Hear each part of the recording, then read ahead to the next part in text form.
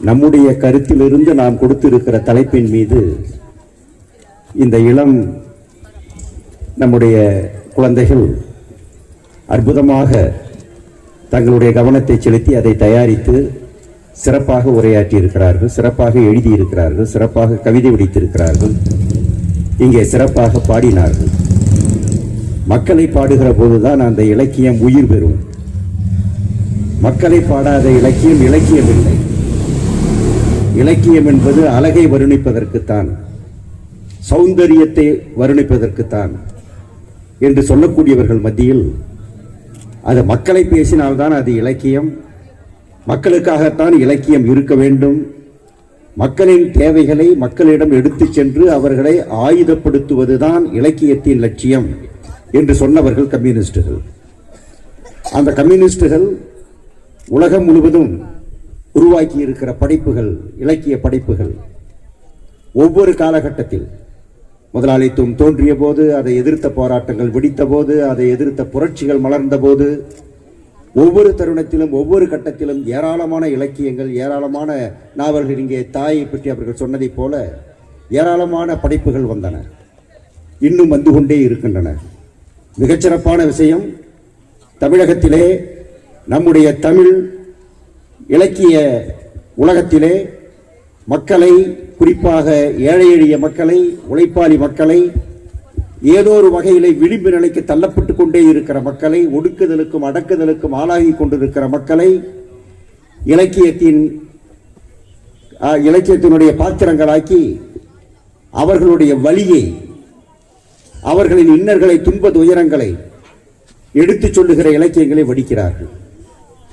அது மட்டும் போதாது, என்ன நடக்கிறது என்பதை சொன்னால் போதாது, வலியை எடுத்து விளக்கினால் போதாது, அதை மாற்றுவதற்கு என்ன செய்ய வேண்டும் என்பதையும் சேர்த்து சொல்ல வேண்டும் என்பதுதான் கம்யூனிஸ்டுகளின் இலக்கிய கோட்பாடு. அதையும் நிறைவேற்றக்கூடிய ஆளுமைகளாக இங்கே வந்திருக்கிறவர்கள் அவர்களுடைய அனுபவத்தை இங்கே சொன்னார்கள். எனக்கே சிலர் பேசியது, நம்முடைய பாக்கியம் சங்கர் பேசியது, மற்றதெல்லாம் ரொம்ப, ஏன்னா அவர்களோடு எனக்கு அதிக தொடர்பு இல்லாமல் இருக்கிற காரணத்தினாலே அற்புதமாக அவர்கள் எல்லாம் இன்றைக்கு உருவாக்கப்பட்டிருக்கிறார்கள். இது கம்யூனிஸ்ட் இயக்கத்தினுடைய வெற்றி, தமிழ்நாடு முற்போக்கு எழுத்தாளர் சங்கத்தினுடைய வெற்றி. இவர்கள் அவர்களுடைய வேலையை செய்து கொண்டே இருப்பார்கள். அவர்கள் எழுதி படைத்திருக்கிற அந்த படைப்புகள் அனைத்தும் அது பேசிக்கொண்டே இருக்கும், அது மக்களை உசுப்பிக் கொண்டே இருக்கும். அதற்கான காரியங்களில் ஈடுபட்ட அவர்களுக்கும் என்னுடைய போற்றுதல்கள், பாராட்டுதல்கள். நாம் இன்றைக்கு ஒரு கடுமையான சூழ்நிலைமையில இருக்கிறோம். 24வது மாநாடு, அகில இந்திய மாநாடு மார்க்சிஸ்ட் கட்சி நடத்துகிற போது என்ன சூழ்நிலையில் நாம் இருக்கிறோம் என்பதற்கான ஒரு அறிக்கை அவர்கள் வெளியிட்டிருக்கிறார்கள், அந்த கட்சி வெளியிட்டிருக்கிறது. இதுதான் இன்று இந்தியா எதிர்கொள்ளக்கூடிய பிரச்சனை, அதை தீர்ப்பதற்கு இதுதான் வழி என்று அதை புத்தகமாக்கி எல்லோரும் படிக்கலாம், எல்லோரும் அதன் மீது கருத்துரைக்கலாம், எல்லோரும் இது சரி தவறு என்று சொல்லலாம், இதை நீங்கள் இப்படி மாற்றுங்கள் அப்படி மாற்றுங்கள் என்று சொல்லலாம் என்கிற சுதந்திரத்தை அனைவருக்கும், இந்தியாவில் இருக்கிற அத்தனை பேருக்கும், கட்சி உறுப்பினர்களுக்கு மட்டுமல்ல, யார் வேண்டுமானாலும் எழுதலாம் என்கிற முறையிலே வேறு எந்த கட்சிக்கும் இல்லாத மிகச்சிறப்பான ஜனநாயகத்தை, ஒட்டுமொத்த மக்களுடைய எண்ணங்களையும் சிந்தனைகளையும் உணர்வுகளையும் உள்ளங்களையும் நாம் உள்வாங்கிக் கொண்டுதான் முடிவெடுக்க வேண்டும் என்கிற முறையிலே ஒவ்வொரு மாநாட்டிலும் அவர்கள் முடிவெடுக்கிறார்கள். இந்த மாநாட்டிலும் முடிவெடுக்கப் போகிறார்கள். இந்தியாவை கொஞ்சம் கொஞ்சமாக சீரழித்துக் கொண்டிருக்கக்கூடிய ஒரு நச்சு, ஒரு விஷம் இன்றைக்கு ஆட்சியிலே இருக்கிறது. 3வது முறையாக அது ஆட்சிக்கு வந்திருக்கிறது என்பதுதான் நம்முடைய நாட்டில் நடந்து கொண்டிருக்கிற துயரம். நான் நிறைய பேசலாம், ஆனால் அதற்கெல்லாம் இங்கே நேரமில்லை, இன்னும் நிறைய நிகழ்ச்சிகள் இருக்கின்றன. நான் ஒன்றை சொல்லுவேன், இந்தியாவில் இன்றைக்கு எப்படி வெல்வது, தேர்தலிலே எப்படி வெற்றி பெறுவது, மக்களுடைய கஷ்டம் இது, மக்களுடைய துன்பம் இது, மக்களுடைய தேவை இது, இதை இப்படி நாங்கள் தீர்க்கப் போகிறோம் என்று சொல்லி அல்ல, என்பதற்கான வழிகளை காட்டி அல்ல, இங்கே இருக்கிற நம்முடைய வேறுபாடுகள், செயற்கையான தடைகள், நம்முடைய சமூகத்தில் போடப்பட்டிருக்கிற வரப்புகள், தலித் வரப்பு, தலித் அல்லாத வரப்பு, மேல் ஜாதி வரப்பு, கீழ் ஜாதி வரப்பு, இந்து மத வரப்பு, முஸ்லீம் மத வரப்பு, எத்தனை வேறுபாடுகள், எத்தனை பிளவுகள், இத்தனையும் இருந்தாலும் நாம் சேர்ந்து வாழ முடியும் என்பதை வெள்ளையனை எதிர்த்த சுதந்திர போராட்டத்தில் இந்த நாடு நிரூபித்தது, இந்த மக்கள் நிரூபித்தார்கள். ஒன்றாகத்தான் வாழ்ந்தார்கள். என்ன கஷ்டம் இருந்தது? எந்த முஸ்லீமால் எந்த இந்துவுக்கு என்ன பாதகம் ஏற்பட்டது? எந்த இந்துவால், நல்ல இந்து, அவனால் எந்த முஸ்லீமுக்கு என்ன பாதகம் ஏற்பட்டது? நன்றாகத்தானே வாழ்ந்து கொண்டிருந்தார்கள். ஆனால் ஓட்டு பெற வேண்டும் என்றால் மக்கள் பிரச்சனையை சொல்லியோ மக்கள் பிரச்சனை தீர்த்தோ வாங்க முடியாது என்பது முதலாளித்துவ கட்சிகளுக்கு தெரியும். குறிப்பாக பிஜேபிக்கு தெரியும். எதையும் அவர்களால் செய்ய முடியாது. மோடி சொன்ன எதையும் இதுவரை அவர் செய்யவில்லை. நான் நிறைய போகவில்லை. நம்முடைய சிவம் சங்கர் என்று ஒருவர், அவர் பிஜேபி கட்சியிலே உறுப்பினராக சேர்ந்து அரசியல் இயக்கத்தில் பங்கெடுக்க வேண்டும் என்று மெத்த படித்தவன், அமெரிக்காவிலே படித்தவன், அமெரிக்காவிலே வேலை பார்த்தவன், அதையெல்லாம் விட்டுவிட்டு ஏதேனும் ஒரு அரசியல் கட்சியிலே நாம் பங்கெடுக்க வேண்டும், அதன் மூலமாக இந்திய அரசியலில் இருக்கக்கூடிய நுட்பங்களை எல்லாம் நாம் பயில வேண்டும் என்ற ஆர்வத்தோடு அரசியலுக்கு வந்தவன். அதாவது வெள்ளச்சொக்கா போட வந்தவன் வைங்களேன். இங்க பாடினாங்கல்ல வெள்ளச்சொக்கா, இந்த வெள்ளச்சொக்காக்கார மாதிரி அவர்கள் ஆர்வத்தோடு அப்படி நிறைய நூற்றுக்கணக்கான பேர் வந்திருக்கிறார்கள். பல கட்சிகளிலே இருக்கிறார்கள், நம்முடைய கட்சியிலும் இருக்கிறார்கள். ஆனால் பிஜேபிக்கு பல ஆயிரக்கணக்கான பேர் அப்படி வந்திருக்கிறார்கள், மெத்த பிடித்தவர்கள். அவர்கள் கம்ப்யூட்டர், அவர்கள் நவீன சாதனங்கள், அதில் இருக்கிற தரவுகள் அனைத்தையும் பயன்படுத்தி லட்சக்கணக்கான மக்களிடமிருந்து அவரிடம் பெற வேண்டியதை எல்லாம் பெற்று, என்ன ஜாதி, என்ன சமாச்சாரம், என்ன கோரிக்கை, என்ன பிரச்சனை என்பதையெல்லாம் அங்கங்கே தொகுத்து எடுத்து அதையெல்லாம் வகைப்படுத்தி என்ன கோஷம் வைத்தால், என்ன கோரிக்கை வைத்தால் இந்த மக்களை ஏமாற்ற முடியும் என்று அவர்கள் ஸ்டடி பண்ணி அதுக்கான ஏற்பாடுகளை செய்கிறது பிஜேபி கட்சி. இதற்காக ஒவ்வொரு தேர்தலிலும் 10,000 கோடி 15,000 கோடி செலவு செய்கிறார். பல்லாயிரக்கணக்கான பேரை 20,000 ரூபாய் சம்பளம் கொடுத்து 2 வருடத்திற்கு 3 வருடத்திற்கு இந்த பகுதிக்கு, இந்த கிராமத்திற்கு போங்கள் என்று சொல்லி அனுப்பி தயாரிக்கிறார்கள். இவ்வளவும் செய்கிறார்.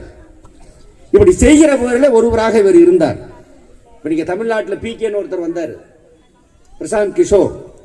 அவர் தான் விடியலை கொண்டு வருவதற்கு ஸ்டாலினுக்கு அறிவு சொன்னவர் என்று போன தேர்தலில் சொல்லப்பட்டார். அவர் ஏற்கனவே காங்கிரசுக்காக ஆலோசனை சொல்லி இருக்கிறார், நிதிஷ்குமாருக்காக ஆலோசனை சொல்லி இருக்கிறார், இப்போதும் சிலருக்கு ஆலோசனை சொல்லிக் கொண்டிருக்கிறார். அவரோடு சேர்ந்து இவர் சிலவற்றை பயின்றார். பயின்ற பிறகு பல ஊருக்கு போய் எப்படி மற்றவனை தோற்கடிக்கிறது, மணிப்பூருக்கு போனார்கள். காங்கிரஸ் கட்சியை தோற்கடிக்க வேண்டும். எப்படி தோற்கடிப்பது? காங்கிரஸ் கட்சிக்கு எதிராக 100 கேள்விகளை தயாரித்தார்கள். இவரிடம் இருக்கிற தரவுகளை வைத்து, ஏற்கனவே தரவுகள் எடுத்திருக்கிறார்கள் அல்லவா, அதை வைத்து ஊழல் மற்றது எல்லாவற்றையும் சொல்லி 100 கேள்வி சுலபமாக அவர்களால் தயாரிக்க முடிந்தது. அந்த கேள்விகளை கிளப்பினார்கள். காங்கிரசுக்கு எதிராக அந்த கேள்விகள் வேலை செய்தது. அதே மாதிரி திரிபுராவுக்கு போனார்கள்.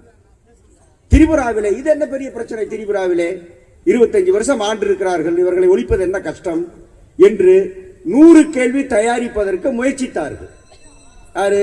மாணிக் சர்க்காருக்கு எதிராக, கம்யூனிஸ்டுகளுக்கு எதிராக 100 கேள்வி தயாரிப்பது. ஊழல் அல்லது முறைகேடு அல்லது பாலியல் வன்முறை, இப்படிப்பட்ட இந்த பிரச்சனைகளை எல்லாம் சொல்லி 100 கேள்வியை கேட்போம் என்று ஆரம்பித்தார்கள். அவர் என்ன எழுதுகிறார் தெரியுமா? பிறகு அவருக்கு அந்த கட்சி விட்டு வெளியே வந்து விட்டார். அவர் என்ன எழுதுகிறார் என்றால், திரிபுராவிலே எங்களால் 100 கேள்வி தயாரிக்க முடியவில்லை, ஒரு கேள்வி கூட தயாரிக்க முடியவில்லை. மாணிக் சர்க்கார் என்கிற அந்த மனிதன், அந்த மகத்தான மனிதன், எந்த தவறும் செய்யாத ஒரு மனிதன், எந்த மக்களிடம் போனாலும் அவருடைய பிம்பத்தை எங்களால் உடைக்கவே முடியவில்லை. நாங்கள் பெரிதும் கவலைப்பட்டோம், என்ன செய்வது, எப்படி உடைப்பது இதை? அதே மாதிரி வேறு எந்த குற்றமும் அந்த ஆட்சிக்கு எதிராக சொல்ல முடியவில்லை. அவன் எழுதுறான், பிஜேபிக்காரன். அதுக்கப்புறம் அவன் சொல்றான், எதை மத்திய அரசாங்கத்தின் நெருக்கடிகளால் இந்த அரசால் செய்ய முடியவில்லையோ, உதாரணமாக அரசு ஊழியர்களுக்கு தர வேண்டிய பாக்கியை தரவில்லை, பணம் இல்லை, தரவில்லை. இப்போது ஸ்டாலின் அதான் பண்ணிட்டு இருக்காரு, இங்க டிரான்ஸ்போர்ட் கொடுக்கல, அது கொடுக்கல, இது கொடுக்கல. கேரளாவில் அதான் பிரச்சனை, அதுதான் பிரச்சனை. இங்கேயும் பணத்தை கொடுக்காததான் பிரச்சனை. என்ன ஆட்சி மத்தியிலே நடக்கிறது? இந்த சின்ன பசங்க சண்டை வந்தா சொல்லுவான், நேத்து கொடுத்த முட்டாயை கொடுறாமா இன்னைக்கு. அவன் எங்க இருந்து எடுத்து கொடுக்குற? அந்த மாதிரி கேட்கிறானுங்க மத்தியில் இருக்கக்கூடியவர்கள். இது என்ன? இது எந்த கூட்டாட்சியும் இல்லை, எந்த கூட்டாட்சி தத்துவமும் இல்லை. அது ஒரு பக்கம் என்று வைத்துக் கொள்ளுங்கள். அந்த அப்படிப்பட்டவர்களுக்கு உங்களுக்கு நாங்கள் பணத்தை தருவோம், உங்களுக்கு இருக்கிற பாக்கியை தந்து விடுவோம், நாங்கள் டபுள் என்ஜின், மத்திய அரசாங்கம் நமக்கு பணம் தரும், ஆனால் இங்கே பிஜேபி ஆட்சி வேணும். இப்படிப்பட்ட கருத்துக்களை பரவலாக பரப்பித்தான் நாங்கள் வெற்றி பெற்றோம், வேறு விதத்திலே வெற்றி பெற முடியவில்லை மீதி இடங்களை எப்படி மோடி செய்கிறாரு? அவர்கள் ஒரு எதிரியை கட்டமைக்கிறார். கோடிக்கணக்கான சோசியல் மீடியாவின் மூலமாக எதிரிகளை யார் எதிரி? இஸ்லாம், முஸ்லீம், தீவிரவாதி, பயங்கரவாதி, பாகிஸ்தான். அவர்களால் இந்துக்களுக்கு ஆபத்து, இந்துக்களை காப்பாற்ற என்னால் தான் முடியும், எங்களால் தான் முடியும். இந்த முஸ்லீம்களுக்கு கம்யூனிஸ்டுகள், இந்த முஸ்லீம்களுக்கு காங்கிரஸ்காரர்கள் எல்லாம் உடந்தை என்ற ஒன்றை கட்டமைக்கிறார்கள். ஒரு எதிரியை கட்டமைக்கிறார். எதிரியை கட்டமைத்த பிறகு உங்களை காப்பாற்றுவதற்கு என்னால் தான் முடியும் என்று அடுத்து ஆரம்பிக்கிறார்.